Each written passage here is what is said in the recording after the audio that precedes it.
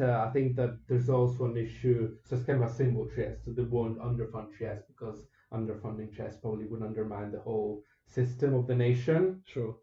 So they need to prove that it works. But partly, I think also the way funding works. I think that in Italy, funding for health services is localized, so it's not nationally determined. Yeah. It's local governments that decide it. So that plays a role as well, I think. But I'm not fully an expert on this. So yeah, basically, the basic problem I think with best practice is that it's a lie. Yeah. So that what they say is the best practice that you can't question isn't really the best practice. Sure. And where did the term best practice actually come from? It Oh, came from the business world, didn't it? I think Or... it came from, well, it didn't come from mental health care, and it's Sure. not applied to mental health care just. So I actually don't know. Maybe if there's any listener that can tell us, but I have no. Write in. Yeah, you can write to us. So it's apospodcast at gmail.com. Okay. And you can write to us. You know, maybe in other fields it works differently, works Yeah. brilliantly. Join the conversation. Let us know what you think. Yeah, and maybe in mental health care you think best practice works fantastically as well. I think a lot of people think that. But yeah. So you were saying the basic problem with best practice is that it's a lie. Yeah. Yeah. So it's not true that it's the best practice. So what normally, if you were to say this, people would listen, which is rare. But if you went to a manager and said, "Well, why are we calling this best practice? It's just an opinion," they would say, "Oh no, but it's not an opinion. This is the best scientific evidence that we have on this subject." Sure. Which is not true. Yeah. Do they necessarily mean that it's scientific evidence, or it's just based on what's worked well with previous people in the past? You know, like. I think that this is never defined in services, services that I've been. By define, you mean that it's never been explained. Never explained what is the process that brought this to be best practice. Sure. But it's generally, you're generally told, oh, this is, you know, whatever commissioning team defined this as the best because they looked at the evidence. Sure. And it's very vague what this process is. Yeah. Then when I look this up, actually, there is no agreement on how you determine what is the best practice. Everybody seems to have their own opinion on how you determine what best practice is. Yeah. Including there's some approaches that don't even have a comparison with other practices. So they just say, oh, this works. Let's call it best practice. Yeah. So that's astonishing when you think that people are not allowed to really disagree with something. Yeah. That is just randomly defined as best practice. A clear example of this that I found was coming to Britain, and probably the main difference between Trieste as a mental health service and Britain generally is probably locked doors. So the idea that in Trieste we have that to create a safe environment, you need to have an open door environment. Sure. Whereas in Britain is a dogma that a safe environment is an environment where the doors are locked. Yeah. And I remember one of my first days when I worked in a crisis team being asked to lock the door of the office. And asked why we were locking the door of the office. It's to ensure safety. Sure. And when I started saying, well, does it? I said, it's best practice. Yeah. And that links back into the title of our podcast. Yeah. The place of safety. Yeah, and that is, of course, safety. I think one of the other reasons why we chose this name for the podcast is that the meaning of words is altered. Sure. And so we kind of need to rethink about why we use certain words and what these words actually mean. I think there's a quote by, I think it's Confucius. Okay. What's the quote? The quote is something like, when words lose their meaning, people lose their freedom. Okay. Which I think is very relevant to the mental health system in Britain. Sure. In many ways. So I was told, you need to lock the door because it's best practice, and that kind of puzzled me because I had never heard that somebody could say you need to do it because it's the best opinion. Yeah. It's so arrogant, and then there was no way that I didn't know what to answer. Like, how do you answer that and to Sure. Because so basically, for your whole life, you've grown up in a system where the policy was to have open doors. Yeah. Like your whole life. Like you've never Yeah. heard of like. Well, locked I've doors heard that. I or- knew that it yeah. was different.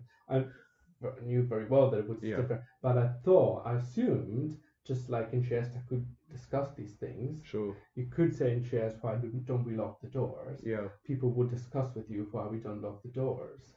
It seems peculiar to me that we arrive at such different sort of standpoints in Yeah, two just a different completely countries. different. Yeah. It's just a completely different way of seeing safety. Sure. And but in Britain there's no sense that there are different views. It's just Yeah. assumed. Um, it's just assumed that's the way it is. And another thing that I found striking, Yeah. when I talk to people, the very few times that I managed to discuss this with managers, Yeah. then I speak my mind, which is not always a good idea, but Sure. I do it anyway. I think it's important to be able to speak your mind. To be able to do it, yeah. Yeah, But, I think we as practitioners have a responsibility to show leadership and disruptive innovation, if you will. Yeah. So by challenging policies and the status quo, you bring about change like gradually, and I think you've been able to show that in some ways. Oh yeah. Yeah. Very small change. Without going into specifics. Without going into specifics.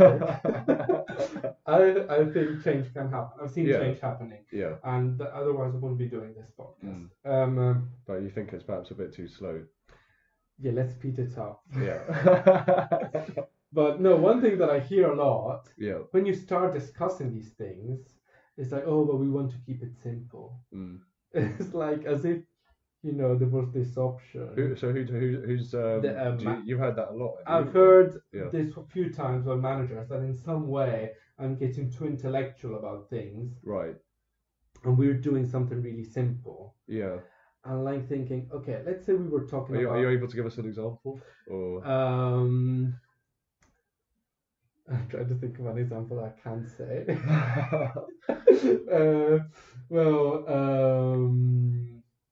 Well, one of the things that we'll talk about probably in the next episode, or one of the next, is this concept of risk assessments, which I think is based on an institutionalized mindset. Sure.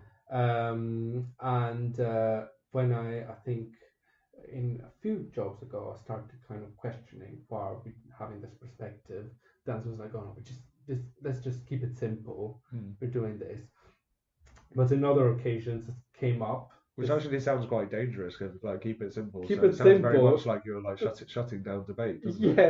Imagine if it was happening for like if I had cancer and I go to the doctor and I say, doctor, this treatment does not work. Yeah, but we just want to keep it simple. Yeah.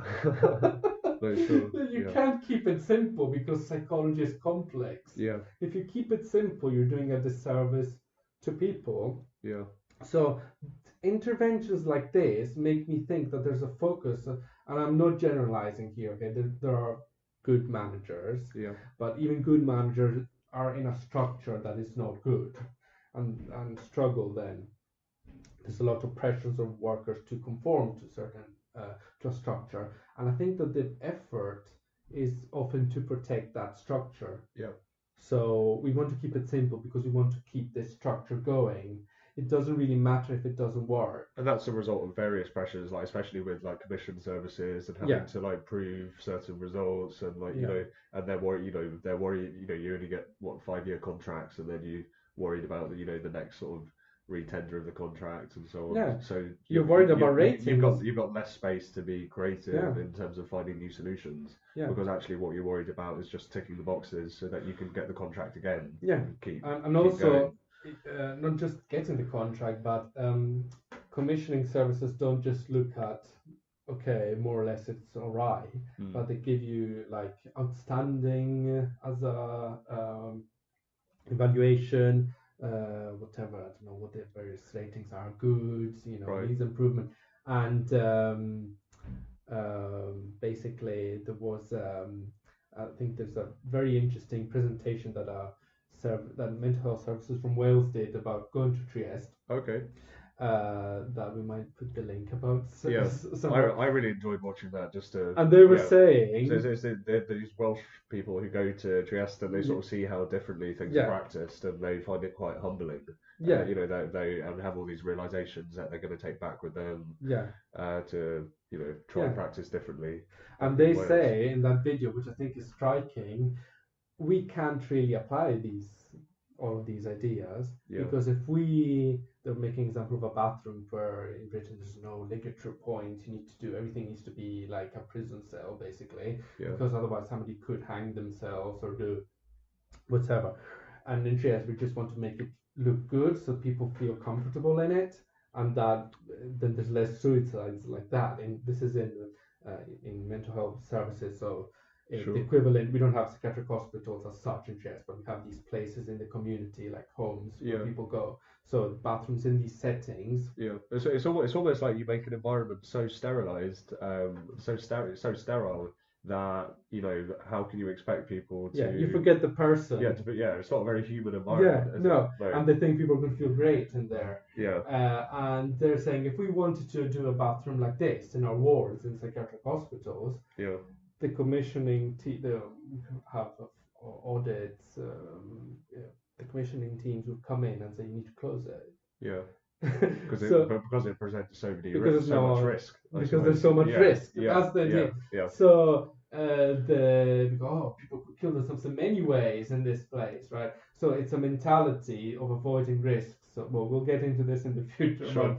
Let's not overstep ourselves. Let's not overstep ourselves. But I think that is an important point though in terms of environment. Maybe we're labouring the point here, but there was a book I read last year, Radical Help, by Hilary Cotton, and in it she talks about this experiment where they went into a school, and so you've got this school canteen where normally it's like quite a raucous canteen where kids are like bullying each other and like fighting with each other and verbally abusing each other, etc.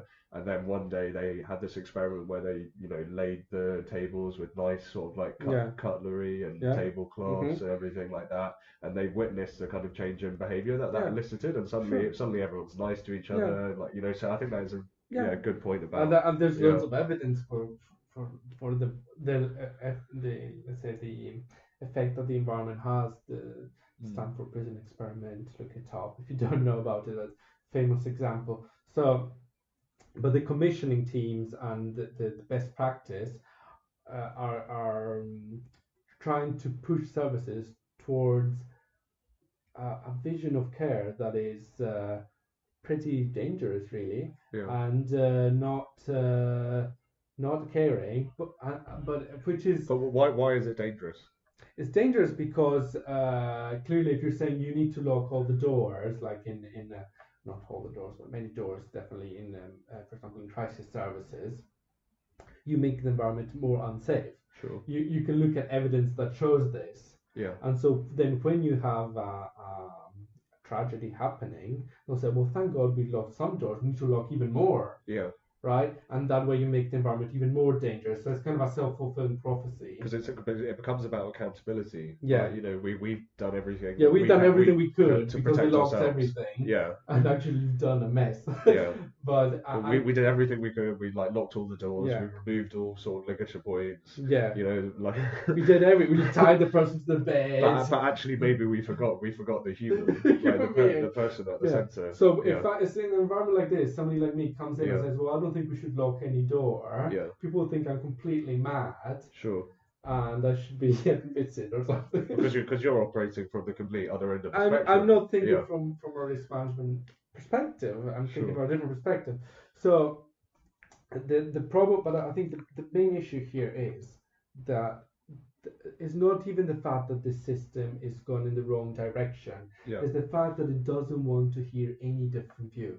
It's convinced that this is the only view. But I'm not sure that's right, that the system doesn't want to hear other views, because I've been on various training courses and so on where people do sort of say that it's practitioners' responsibility to try to I've been on training courses where they talk about how accountability is not enough and we need to take responsibility and